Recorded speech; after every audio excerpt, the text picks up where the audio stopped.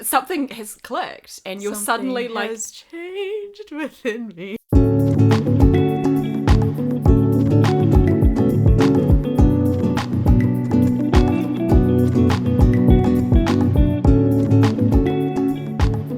We're back. Hi! Hello, everyone. How's it going? You can't answer. Just like the microphone couldn't answer that Yeah. question. Hi team, it's Editing Neve here. You're about to hear us discuss the last episode that we uploaded for several minutes. Trollolol, that's not the last episode that we uploaded. That will be the next one, so get excited for that. Think of this as a little teaser trailer for that episode coming to you in 3 weeks' time. Today's podcast is us discussing the question of, is disability a fate worse than death? Obviously, that was quite an emotional chat, and that is why we completely went off track and started discussing this other mystical, magical episode that does not yet exist on any podcast platforms. So we greatly apologise. We hope you enjoy the teaser for the next episode, and thank you, and we hope you enjoy. Welcome to Wheelie Blind, the podcast where we sometimes scream about Tana Mojo potentially being a golden retriever, and sometimes we ask really deep philosophical questions. I'm Neve. And I'm Sam. And thank you for coming back again. It's great to have you chilling out with us. You're awesome. While you do chores. Thank you. What else do we assume they do? Work? Yeah, work. Manual labour? Manual labour, for sure, yeah. Okay, what are we talking about today? We thought we'd go a little bit more grown up. Boring. Because we have bombarded you with goofiness and silliness for the last 2 episodes, which we hope you enjoyed. We will warn you about using headphones for the most recent one, something I have not told Miss Neve while I've been editing. But we are hootin' and honkin' for that entire podcast. Every time you realise who you're describing, there's just this explosion of noise. So I'm really trying to alter the volume, but I'm also just one girl who has no training in editing. So If any sound engineers want to hit us up. give us a hand. Except we have no money to pay you, so you do it out of the goodness of And your also, heart. once you're listening to this, that episode's already been uploaded. So Oh yeah, very true. But this one, hopefully we won't get quite as screechy. no hootin' and hollering. No hootin' and hollering. In fact, maybe some crying and whining. Get excited. My notes ended up being like really dark and quite personal, so I'm not quite sure how into the dark and personal we're going to get at 9 a.m. on a Saturday. Yeah, so I've just written very brief notes because I think a lot of it is just gonna kind of spew out of me as I talk about it. But yeah, it's also gonna be pretty personal for me as well. So enjoy getting to know the worst parts of us. Yeah, really dive in deep for this one. All right, do you want to kick us off with your deep and depressing thoughts? Oh God. See, when I was putting this together, I assumed that your thoughts on this would be a lot more optimistic than mine. Yeah, right. Okay, so I can start off with the most optimistic thought that I've had regarding this. So today we are exploring and breaking down, slightly heartbreakingly, is being disabled actually a fate worse than death, which is a really melodramatic way to start.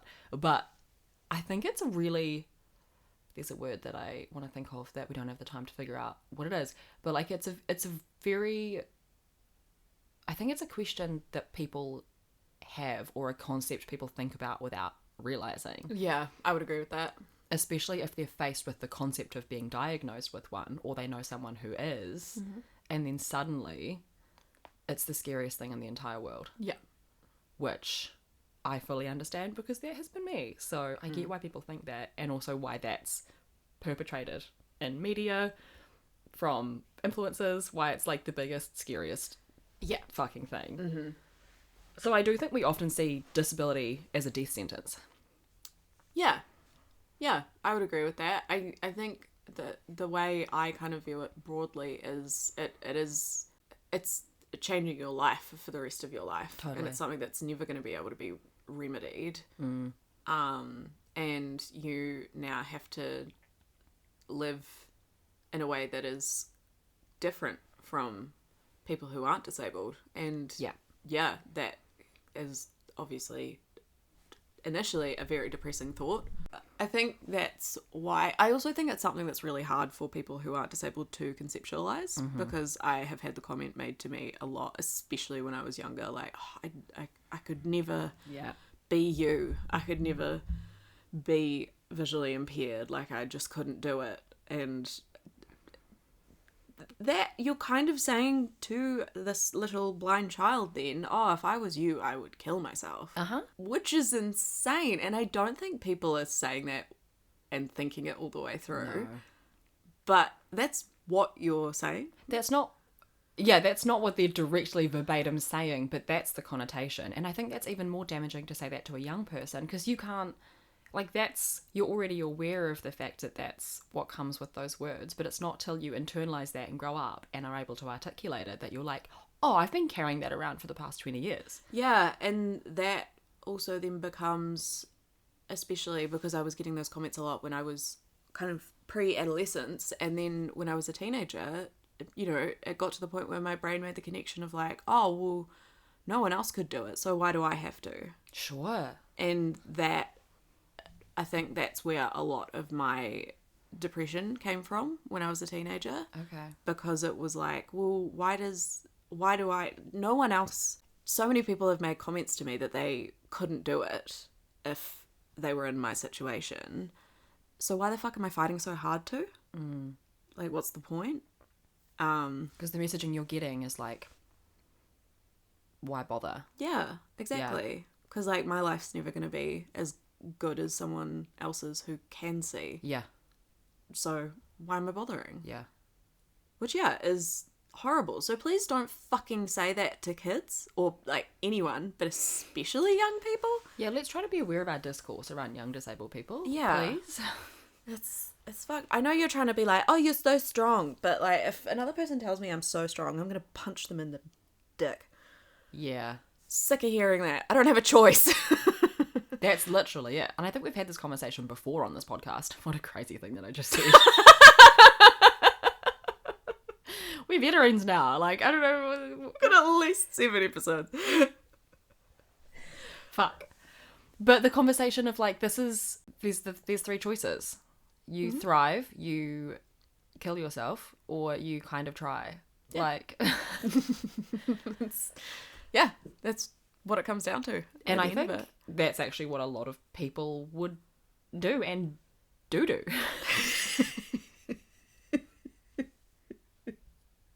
Hello, we're grown-ups. Do. We don't laugh at do.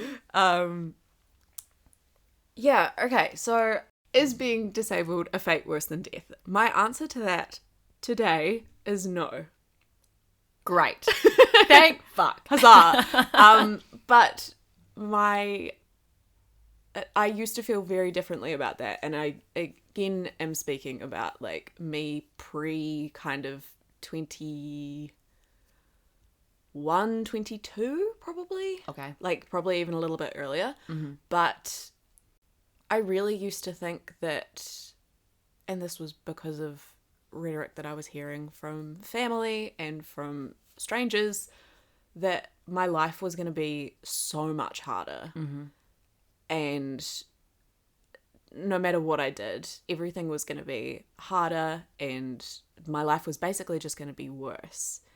And so, that eventually turned into, what's the point then? Like, if my life is going to be hard and worse than everyone else's, then genuinely, what is the point? Mm-hmm. And it wasn't even initially coming from a place of like, I am suicidal, I want to die. It was coming from a place of, this isn't fair. Why am I putting myself through this? And obviously then it turned into ideation, and we went through all of that and have gone through all of that a few times now. But I don't know, it really felt like, yes, it was worse than death, because death would be simpler and easier and I wouldn't have to struggle. I really think all of that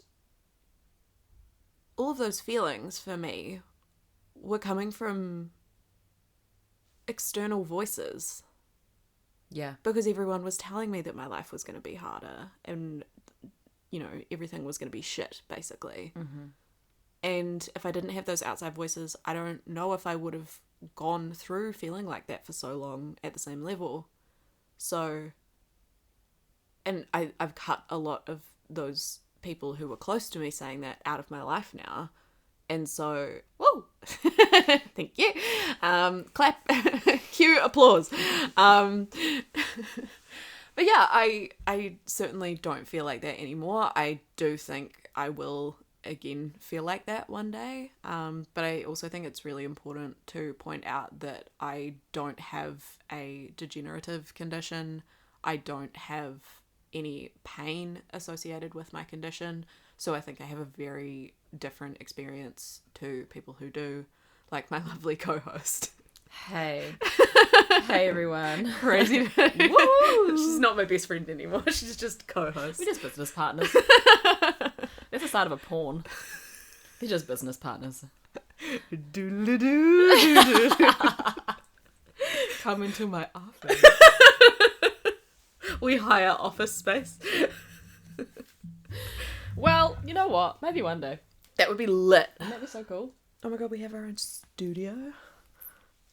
Wow. Wow. We get guests in and we like give them tea. Oh. What flavour tea would you like? Peach? Or what's your favourite? Wait. Plum and boysenberry. I wouldn't have got there. There's too many fruits. There is too many fruit options in the Red Seal range.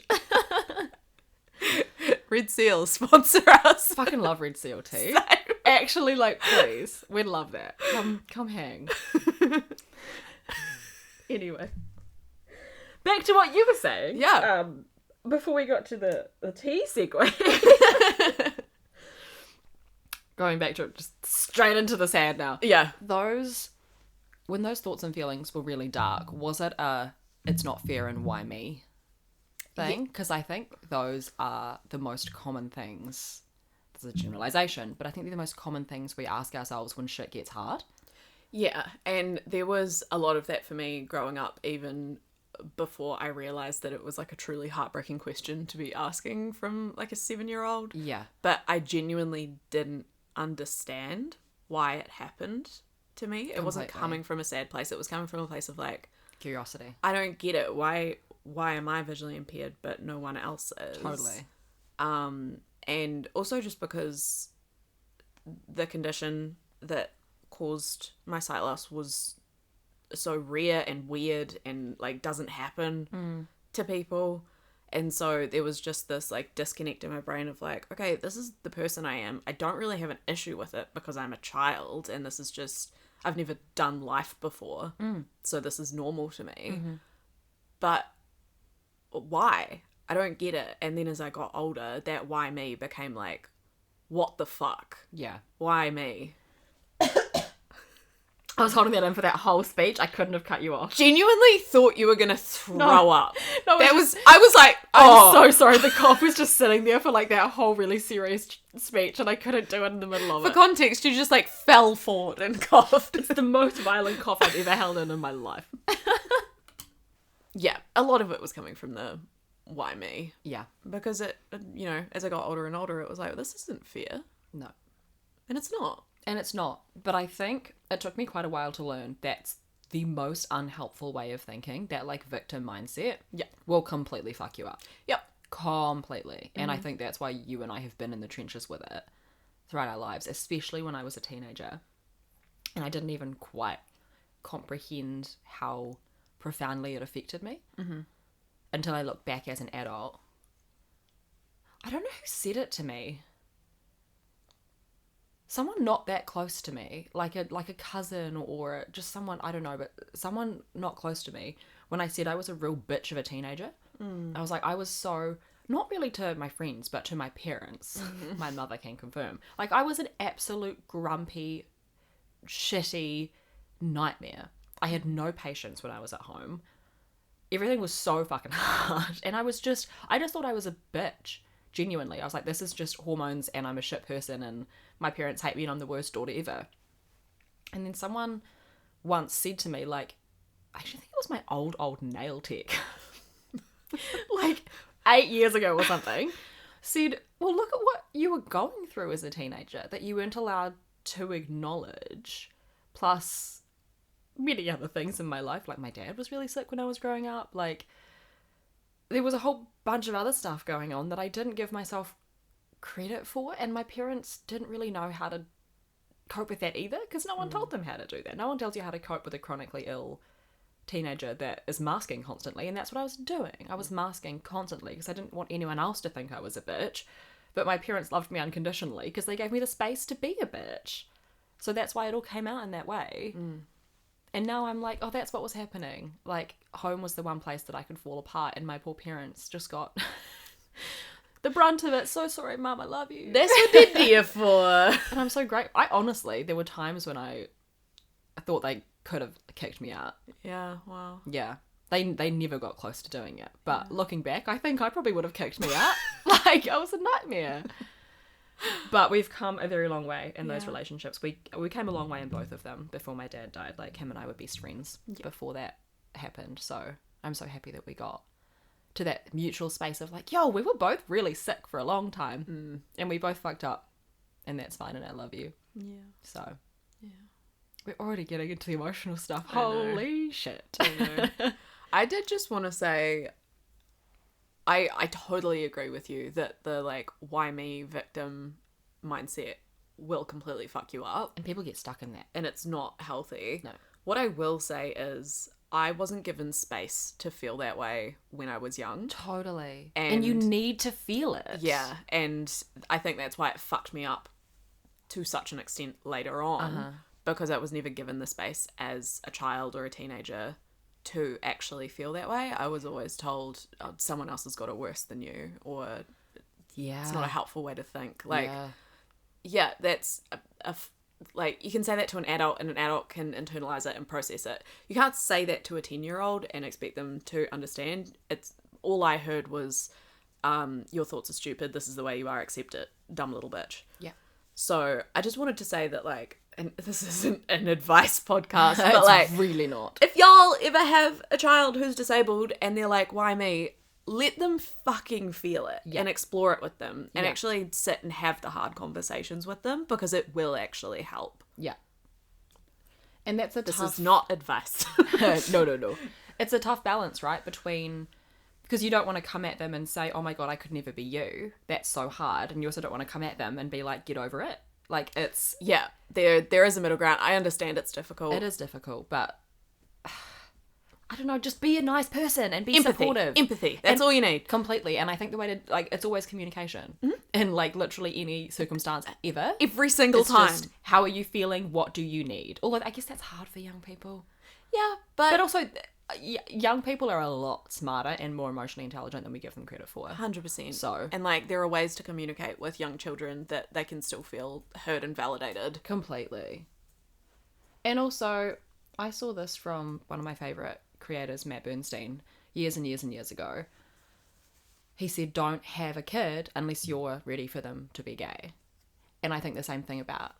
Disability. Yeah. Yep. Don't have a kid unless you're ready for them to be disabled. Cerebral palsy, visually impaired, autistic, which is not really... We have discourse about that being a disability, but neurodiversity as well. Like, Yeah, don't but, do like, it, because it's... Do you know what? There's a 1 in 4 chance your kid will be. Yeah, and they Across might the be world. fully dependent on you for their entire lives. Yeah. And unless you're okay with that, I don't think you should be having children. And that's why children, for a long time, multiple reasons I didn't want to have kids in the past, but one of them was, I know how high that risk is because I am one. Yeah.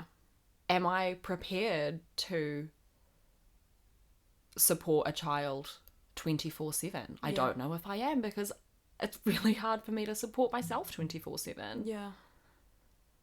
And it's definitely doable, but That needs to go into the decision. yeah. It's not just like, oh, do I want them or not? Teehee.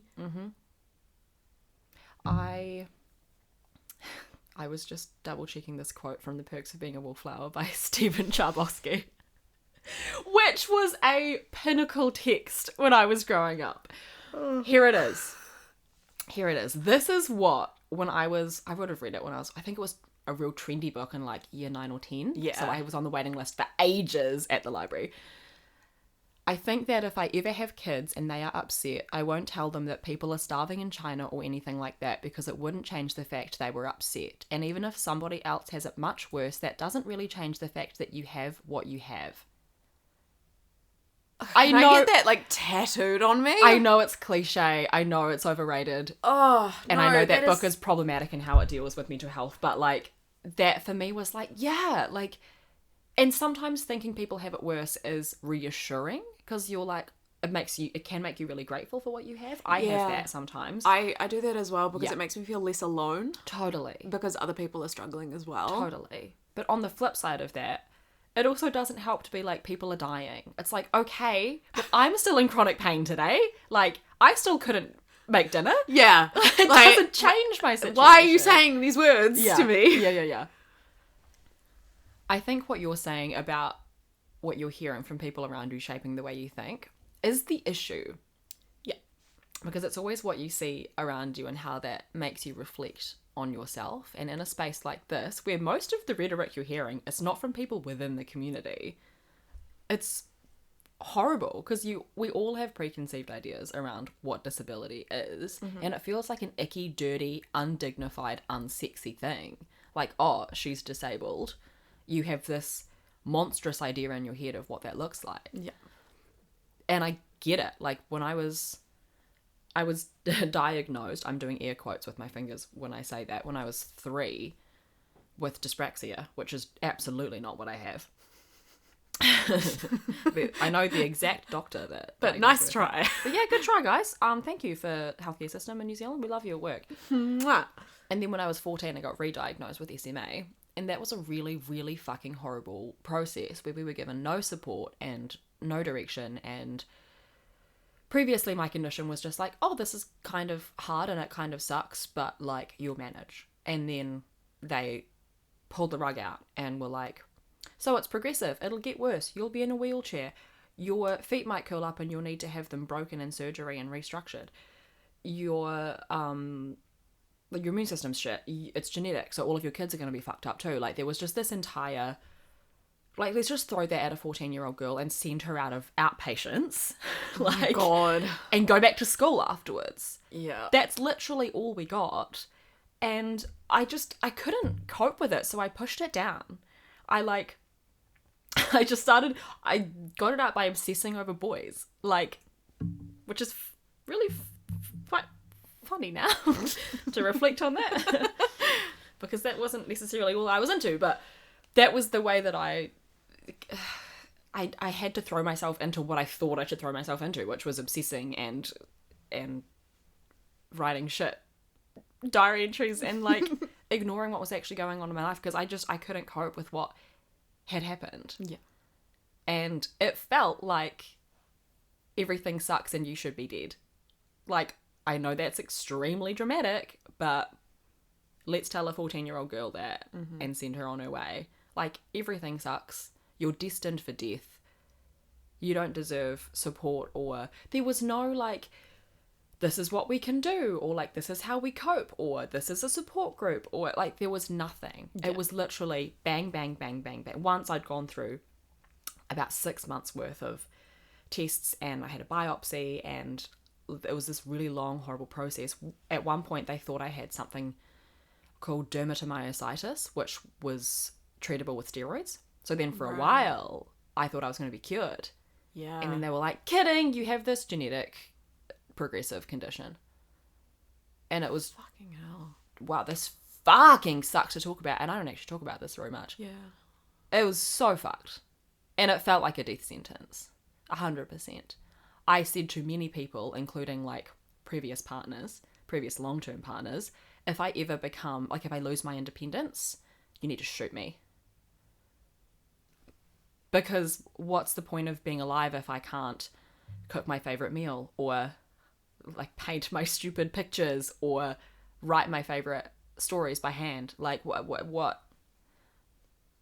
You telling me I have to take someone to the bathroom with me to shit? Like, shoot me. I don't want to be alive if this gets worse, because that's how I was made to feel. my therapist would be like, no one makes you feel anything. You feel what you feel. Kate, leave me alone, okay? I was 14. Oh, thank you for making me laugh. I was on the brink of tears. I noticed that, and so am I. But yeah, that's it, and I get it. So, but I felt that way because of the rhetoric that I was fed from society and the doctors that showed no empathy at all. Yeah. Also, one of the doctors that re-diagnosed me was the same one that misdiagnosed me when I was 3, and I will never, I know his exact name. I really could ruin your career, bro. Blast him! No, I'm too scared to do that. I really, really felt as a kid, and I still do, that I was owed an apology. I really, really felt that. Yeah. And as with several people in my life, I'm not going to get one. No. And I won't ever forgive him for that. And what they put my parents through. Yeah. As well.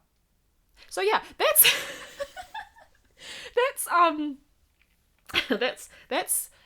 that's why I thought I would be better off dead. So yeah, totally. Is being disabled a fate worse than death for a long time? I thought that. Yeah. Death felt more peaceful. Death felt easier. Death felt less painful. Death felt like what I deserved, because being disabled makes me a subpar human who is not worthy of joy and love and sex. And that's why a lot of my relationships were really damaged for a long time, because I picked subpar and I accepted inferior because I thought that that's all that I deserved. Yeah. She knows better now, but I definitely think I'm further back on the acceptance and joy progress of disability than you are. I think you have done, not to compare us, but I am so proud in how I've seen you work through so much in the last 10 years, but even in the last 2, the jumps you've made with your job, I am so excited to get to where you are. I think a lot of my change has happened in the last, I would say 4 years, but mostly in the last 2. With your job? Yeah. But even when I was studying, I was getting involved with, as soon as I started studying, I joined the new, disability and accessibility advisory group. Yeah, of course you did. That my school was running. And, that was insane. I don't even know why I thought to do it. I think I was just this will look good on my CV. Can I cut you off there? Because when we stopped, we weren't in contact for a couple of years. We weren't very close for a while. Yeah. It's a very long story. Tune in next time for that. For the friendship trauma. Oh my God. And the old flat we lived in. We went to court, guys. Oh, it was... Here we all are. It was horrible. But when we got more distant, both you and I were in really, really bad places. Yeah. In multiple ways. Yes. Disability especially. And then when we reconnected, I think Dad's death actually helped to bring us back together. Definitely. Thanks, Dad. Thanks for that. We love that. Unnecessary. Yeah, there's other ways we would have found each other again eventually. We're literally looking out the window at the sky. He's just in the clouds watching us. Well, that's where he is. Hey, bro. Oh, God. We really, I talk to him constantly. The poor guy's probably I just want a fucking nap. Can you please stop talking to me all the time? Exhausted. Sorry, Dad. No, I think he'd actually like to be the centre of attention. Anyway. When we reconnected, you were yeah, I use my cane almost every day. You were talking super openly about your condition. You were, involved with or head of the support group or... Yeah. What's it? Support group? Advisory group. Advisory group. You were involved with and head of the advisory group, and I kind of sat there oh my God, in not a very long space of time, something has clicked, and you're suddenly has changed within me. Something is not the same. She's a pioneer. Now you can continue with your chat. Okay, what was I saying? You were saying being involved with that has helped to heal your relationship with it. Yes. I kind of did all of that first before the healing started. Yeah. But it got to the point where I was oh, I can actually be loud and annoying and bullshit about my disability. And that's okay, and it's actually celebrated in a lot of spaces. Completely. You have to find the spaces, but once you're in them... Yeah. Completely. And I think just being around, I hadn't really grown up with, I was always the only visually impaired student at all of my schools. I had some interaction with other visually impaired kids when I was young, but not really. I never really jived with it because it was very much like, hey, we're putting you all together. You're all blind, so therefore friend. And I was a weird kid. Like, Weren't we all? I didn't want to make a connection. I liked my room. I wanted to be alone a lot of the time. Completely. Because I was a true only child. Didn't like anyone. I feel like a lot of it has happened accidentally. A lot of it has happened with me being really lucky with the people that have come into my life. A lot of it has just kind of been me moving through life and just needing to accept it, and that kind of forces me into learning to be okay with it. And I've also done quite a bit of therapy over the years. My sight was never something that I've really spoken about, but turns out a lot of the shit feelings I have around my disability have come from the other things that I was going to therapy to deal with. Yeah. So working through that shit has helped. Therapy. Turns out it works. But yeah, I think I do, and this might just be me being pessimistic, but I think I'll eventually, I don't think it's a straight line. I think I'll slump back down into hating it. But I think those periods get shorter.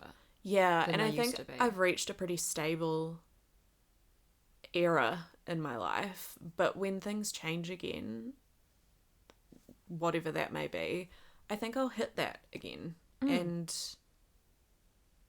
that used to really scare me, having that thought that I'll hit that again. But it doesn't scare me now. It's just like, no, it's going to be hard for a while. But like you said, those periods get shorter, and I do believe that, and we'll get through it. And you've pulled yourself out of it before. You can pull yourself out of it again. Yeah. And you always will, because that's what you've always done. Yeah. But I also just think having, like, you and I getting so close again has been a massive part of me going through this journey, because I finally have someone who I can talk to and be really honest with and be really vulnerable with about my disability. And you get it. Yeah. And no one else does. And that's not I was going to say it's not an insult. It's a little bit of an insult. Y'all suck. But you can talk and talk and talk to the most empathetic non-disabled person ever, and they still don't get it. And that because they can't. And we love that you're trying, and please keep trying. Oh, of course. But it's just not the same. And I just feel really lucky to have you as my best friend, so that I can talk about all of this and feel understood when I talk about it. Fuck. I didn't know we were going to get like that much into it today. Sorry. Really, like, you being my best friend makes me feel like there might be a god. We have to get our nails done in less than half an hour, and we're like running out of time. Maybe we come back and do some more tonight. Yeah. This is actually a lot to do.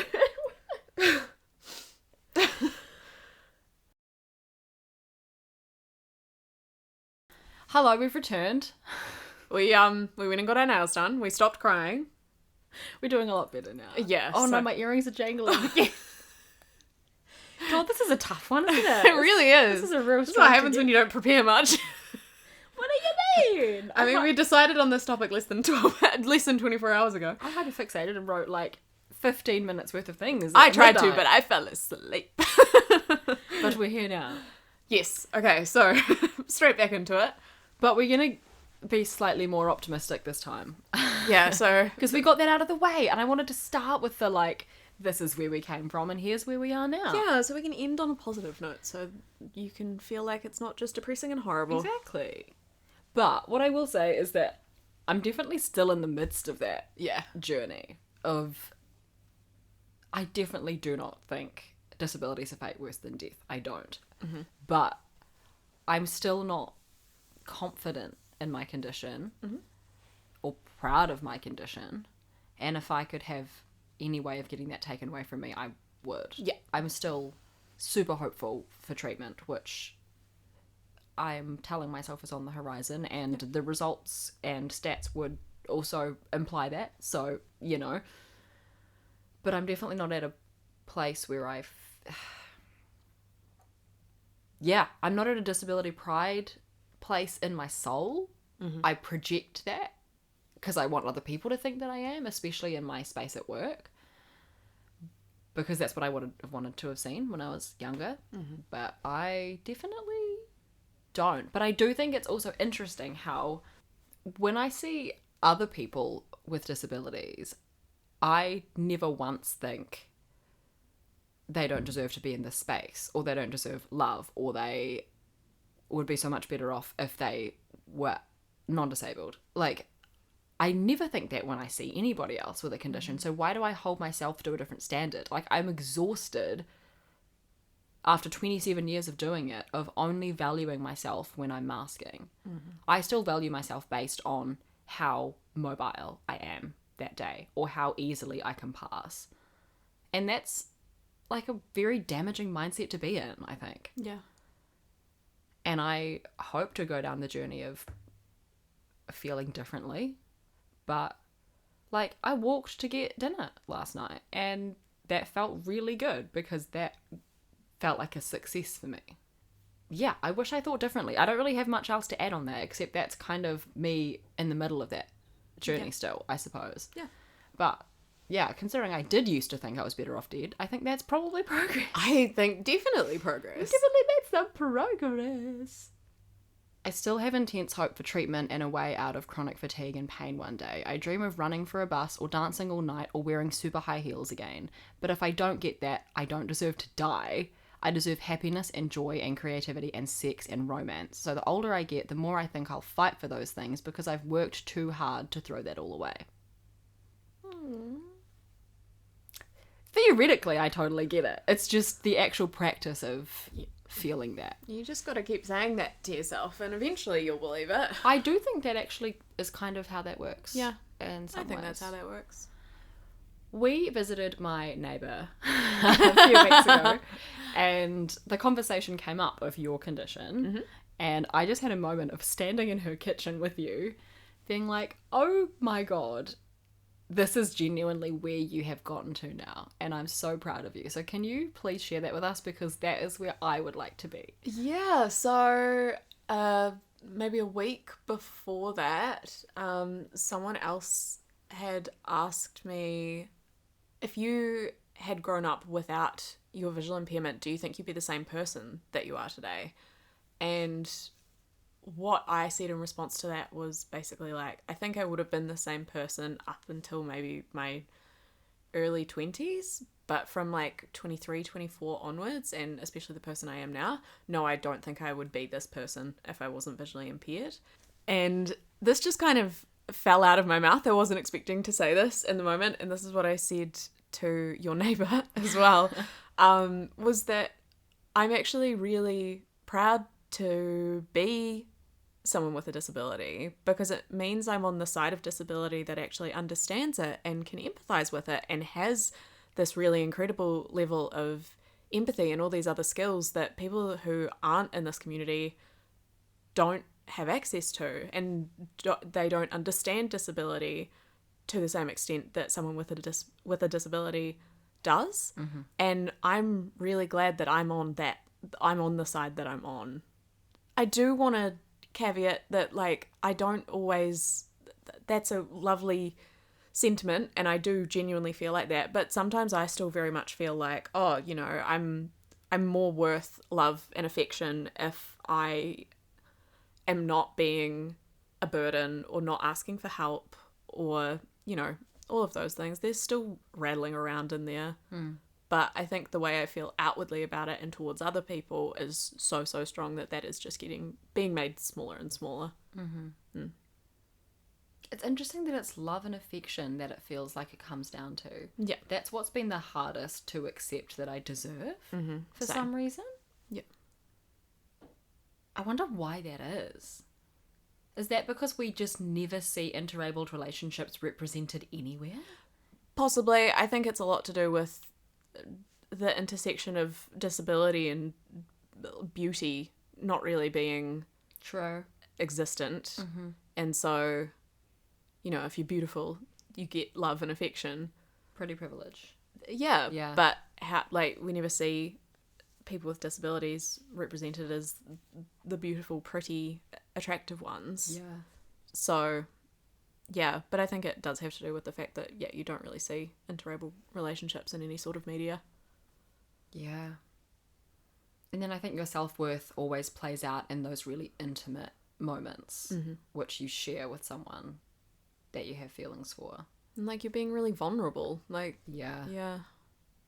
And often those relationships, like a good relationship is always caregiving anyway. Yeah. So then it's kind of at a different level if you need some extra gaps filled in those errands that need running. Yeah. And the more disabled people I meet, the less I believe that disability is a death sentence. Like, Exhibit A is sitting right in front of me. But, like, disabled people are some of the most resilient, funny, hot, creative people that I know. Like, the best knitter I know is disabled. I know a guy who is fully dependent on his chair that just loves to paint old cars all day long with his mouth. It's incredible. Like, these are the most creative, I don't want to say inspiring. That's absolutely not what I want to say. They just have so much to contribute to the world in such a worthwhile way. I just can't believe that's not a demographic that is valued more. Yeah. Like, you can only get certain funding if you contribute in some way to the economy, says Wins, obviously. Yeah. Which is like, why are we valuing people in this way? But also, if we started valuing people in that way, disabled people contribute a shitload. Yeah. But I think that just comes back to the fact that disabled people aren't valued under capitalism. Oh, completely. So, completely. and Wins operates under capitalism. Absolutely. So. But even on a micro relationship level, like, disabled people make amazing friends and amazing partners because they are super hot and they are super empathetic and they have been through the fucking trenches and they get it in ways that non-disabled people just don't. Is being disabled a fate worse than death? No. No, it's not. If that's all you get from this episode, it's then not. It's just that. It is not worse than death. I have a final line which I came up with at midnight last night. Joy is a choice and I choose it. Thank you. There you go. All right. The TLDR is no. Literally just no. That's the name of this one. Yeah. Okay, well, do we want to do our tri-weekly bi-wheelie roundup? Yeah. Tri-weekly bi-wheelie roundup. Boop. Do you want to start? Yeah, all right. Mine's stupid again. I am moving again. It hasn't happened yet, so it should probably be in the next tri-weekly bi-wheelie, but oh well. So moving again, so stressed about that, and the way I've been coping with that is buying a MacBook. Exciting. So I have a MacBook now. I'm very excited, and I watched a movie on it, and that's the main thing that I want to talk about is I have now watched The Housemaid 2 times, and it's fantastic, and I'm trying to get Sam to watch it. She's really keen. It's really good. Sydney Sweeney's performance in the first half is mid, but the rest is pretty good. Sydney Sweeney is not someone we condone. No, I'm specifically talking about her acting prowess. Don't know why this is a musical now. It's going on the internet. Chill out, girl. All right, that's me. Not much this week. Love it. Wish me luck for moving. I would have already moved by the time you're hearing this. Living in the future is crazy. Mine is also pretty brief. I have just... Please excuse my cat at the door. It is his dinner time in 3 minutes, so we have 3 minutes to wrap this up. I am hopefully teaching Tomorrow When the War Began by John Marsden to my year 9s this year, and I haven't taught it before, but I read it as a teenager, so I'm obviously rereading the book Yeah. to remind myself of everything before I create the unit. And fuck, it's good, man. Yeah. She's a banger. Yeah. So I'm now rereading the whole series, and I'm not a series girl. I get very exhausted by the admin of reading an entire series, but I'm in. Hell yeah. I highly recommend a little YA dystopian moment. Also, the film Like, yeah. slaps hard. Yeah, girl. I've never read or seen it, so Oh, I might have to. I might watch it and then read the series. Yeah, I'll watch The Housemaid. You watch Tomorrow When the War Began. All right, Yeah. deal. Those are our recommendations. Cool. And don't kill disabled people because we deserve to live. I Yeah. suppose. Not that that's not that that's what people were doing, but just to clarify. Just to make sure that everyone gets the message. Yeah. No deaths on our conscience. Nope. We've lost it now. Yeah. Please subscribe and like if you fancy, and then if Leave us a comment and a review. yeah. Yep. Bye. That's all.